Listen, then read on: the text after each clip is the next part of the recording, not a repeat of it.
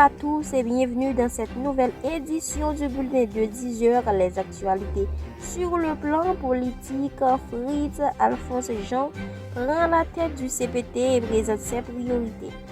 Au moment de son investiture à la tête du Conseil présidentiel de transition, vendredi 7 mars 2025, Fritz Alphonse Jean a présenté un tableau des défis majeurs du pays, en particulier les sécurités, la gouvernance, l'économie et les élections.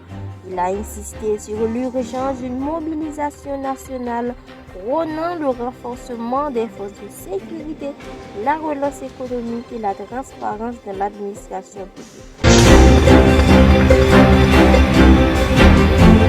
Par des drones piégés à l'explosif, les forces de l'ordre ont causé plus de 30 blessés et 20 morts dans des localités sous contrôle des gangs armés, a révélé hier Espérance du Réseau national des défenses des droits humains, RNDDH.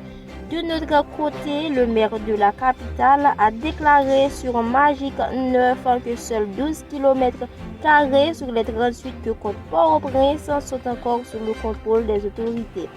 Plus de 2/3 du territoire de la capitale sont contrôlés par des gangs armés qui terrorisent la population.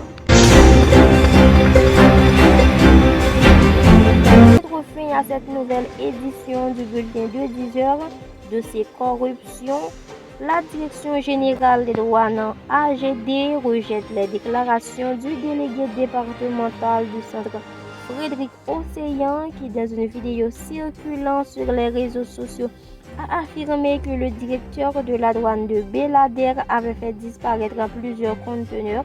L'AGD précise que les brigades de surveillance ainsi que les policiers affectés à la douane de Bélader n'ont signalé aucune situation de cette nature.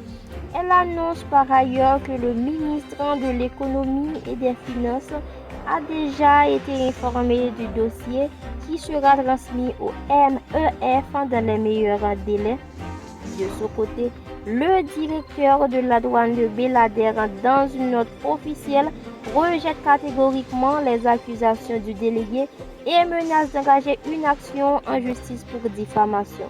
Il souligne que depuis la réouverture de la douane restée fermée pendant plusieurs années, il a dû faire face à de nombreux obstacles, notamment de la part d'hommes politiques cherchant à s'accaparer des recettes douanières à des fins personnelles.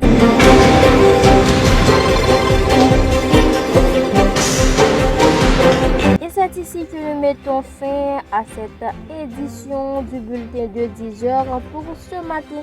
Merci pour votre participation et votre fidélité. Bonjour à tous et bonne semaine.